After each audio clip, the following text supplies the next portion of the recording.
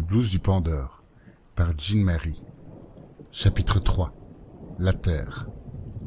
Caressant son ventre distendu, Kiara fermait les yeux.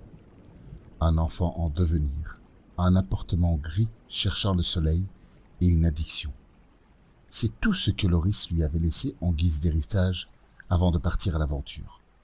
Les croûtes de ses mains brûlées s'accrochaient à la laine de son pull. Hypnotisée, elle ne ressentait rien. Elle grattait sans fin. Le sang qui coulait de ses plaines et mouillait son tricot ne semblait la tirer de son apathie.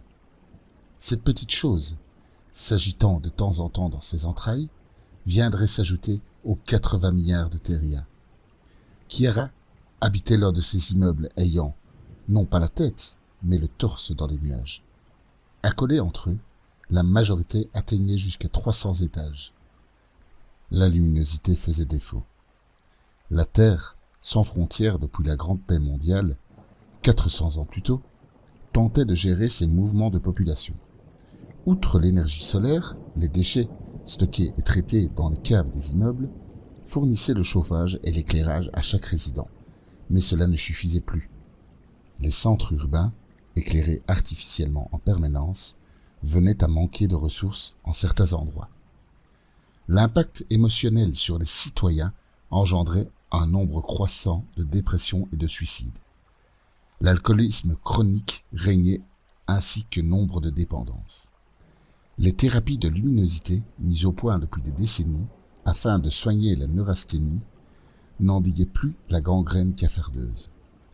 Les tripes solaires, médecine douteuse et illégale, offraient des séances UV au-delà du seuil toléré et combinées à l'alcool. Emmenaient les clients, souvent pauvres, au nirvana, brûlés souvent, et les pieds devant parfois. L'intensité éthylique, associée aux rayons, était augmentée au fur et à mesure des cures. Plus chanceux, les riches dépendants souffraient moins de ces effets secondaires. Ils avaient plus de trucs à proposer. Une recrudescence d'ivrognes indigents, incurables et carbonisés, de plus en plus jeunes, erraient dans les rues. Reconnaissables à leur plaie, ils bénéficiaient d'un programme d'aide sociale. Les demandes étaient si nombreuses et l'attente si longue que beaucoup mouraient d'infection ou de cirrhose avant d'avoir vu l'ombre d'un thérapeute. La morosité ambiante gagnait la majorité de la population non dépendante. Non, Kiara n'en était pas encore à ce stade. Elle avait plus de dignité que cela, que ces spectres errants. Compagne d'un futur héros, l'astronomie mondiale lui octroyait une aide alimentaire. Ses addictions mortifères l'avaient privée de son travail. Kiara avait pénétré les abysses insondables du cercle vicieux de la dépendance, celle que nul n'entrevoit avant de s'y être noyé. Privée de ressources superficielles, elle ne pouvait s'adonner aux tripes solaires aussi souvent que son manque de confiance en elle le réclamait. Elle compensait, maigrement, par une ou deux bouteilles de syrah synthétique qu'elle avait toujours à portée de main.